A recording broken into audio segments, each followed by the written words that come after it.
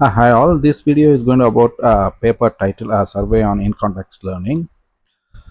So this ICL in-context learnings extrapolates the ability of the large language models LLM in NLP tasks by making predictions based on the context text augmented with a few examples. So this paper is going to give a summarized overview of in-context learning, what are their progress and challenges in ICL, and it gives first the definitions, training strategies, and designing the prompt, and also helps to analyze why ICL having this kind of performance.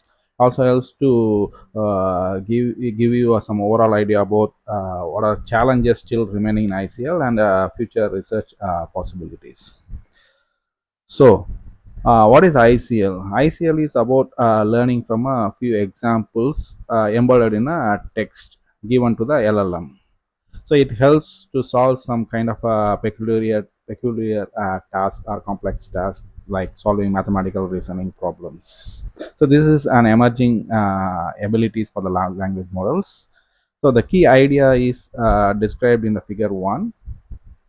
So this is one, and what are the this figure 1, what is say what is the requirement for this ICL to be performed is, for example, it is something like what are the demonstrations for a particular task are being structured as a context or a prompt, and it is given as an input along with the when it is given as an input to the large language model, prior to in addition to the giving demonstrated examples, it also concatenates query questions, and it is given to the input, and it help, and through this prompt input with the examples and the query questions, the large language models gives the predictions for that query input. So this is what it demonstrated in the figure 1. For example, if you wanted to make like a sentimental analysis, so the input and the set of examples would be given, like what text will give you sentiment positive or negative.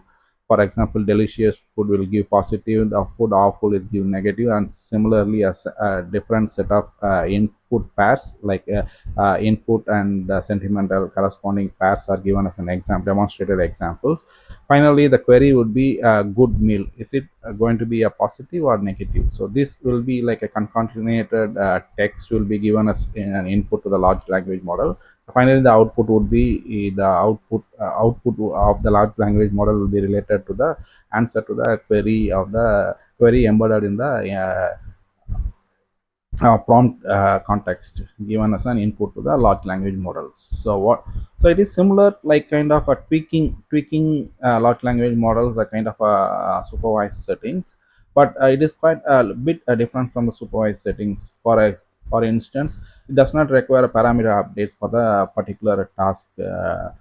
Particular task means that a set of demonstrations, and a query is related to that set of demonstrations, and that answer would be expected from the large language model through the text format.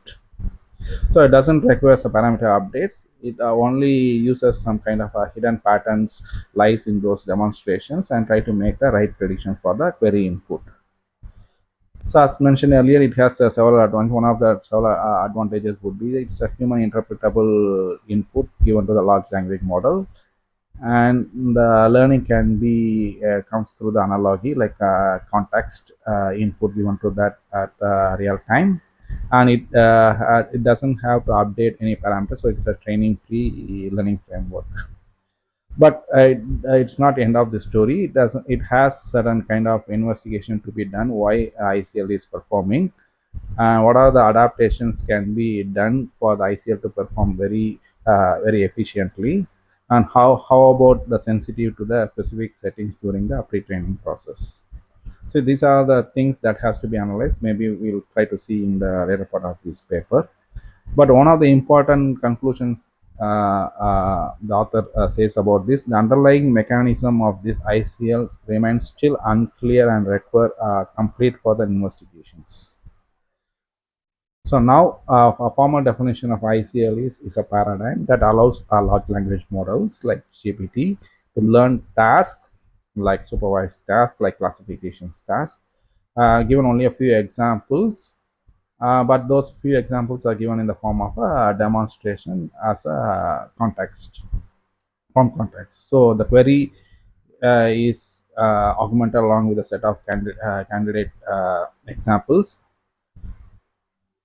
and that would be condition. Sorry, the query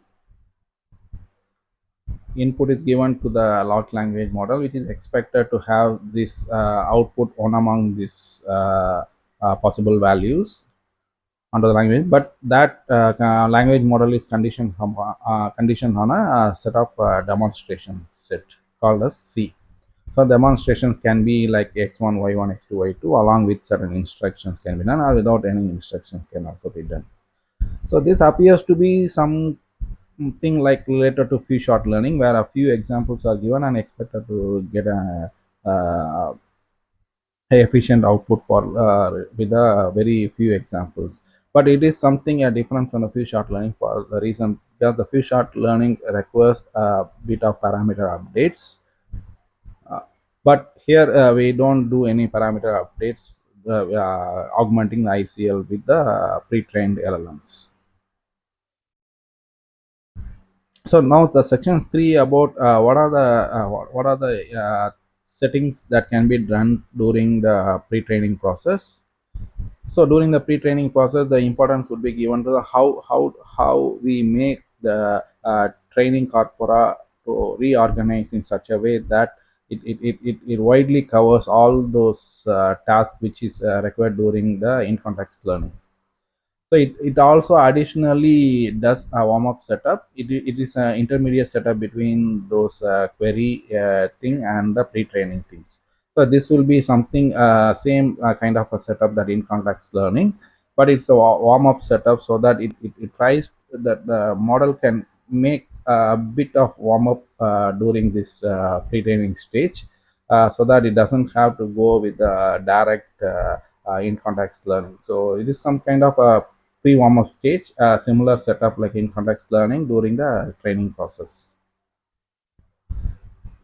And the important another fact is how do we design the prompt for the in context learnings. So there are different methodologies to design the prompt. One is the how do we make demonstrations organized, how we select the demonstrations, how do we format demonstrations,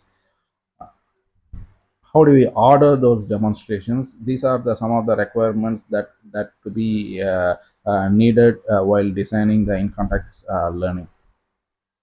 And also another important thing during the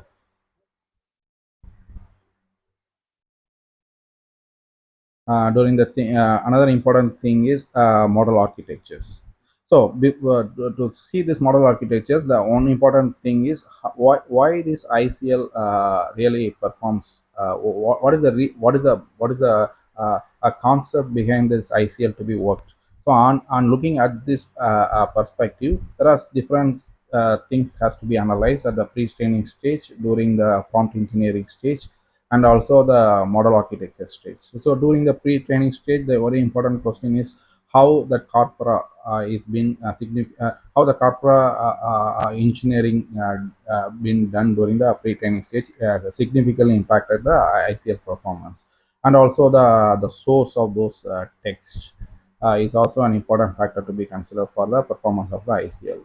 And also the task diversity threshold, that how many how different how much amount of task diversity is being embedded during the pre-training stage, and the distribution of these datas, and this distributional properties and model architectures, and the training the way of training those LLM pre-training stage are all those important factors which influence the reason for the why the ICL to be performing well along with the LLM.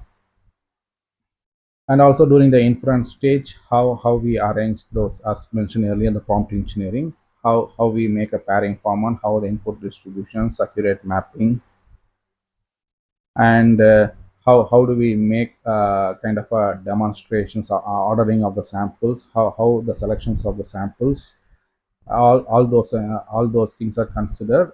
With an additional consideration has to be given and emphasis has to be given that biases during the pre-training has to be avoided as much as possible. So not to overcome the strong biases, how we kind of selecting those demonstrations plays a key role, and also the architecture of the model. So here we are using a transformer models. A specialized module called attention head plays an important role in bringing developing the ICL capability, because it tries to retrieve which part of the information is very important during the for that particular task. So that attention heads and induction, called as induction head, is plays an important role in making the LLM to be adaptable for the ICL learning. And there are also some theoretical interpretations like Bayesian point of view and also gradient descent learning point of view. So some analogy says that there is some kind of an attention mechanism, like searching for the particular things, and the gradient descents are similarly connected with respect to kind of simplified regression settings. But I couldn't be able to go beyond this limit. So these summarizations why the ICL works at the pre-training stage, at the model selection stage, and the prompt engineering stage all been beautifully summarized in this figure. So in order to make this ICL to work, we need to focus upon how the corpus has been selected, how the domain has to be selected, how the architecture are been arranged, how the training process, and during the in context learning, how the prompt engineering has to be done, making diversity, distributions, similarities, and in a theoretical point of view, Bayesian like distributions, and gradient descents like how the informations are retrieved and updated hierarchically. So these all are influencing factors for why the ICL has to performing very well with the LLM. So application is related to data engineering, knowledge updating,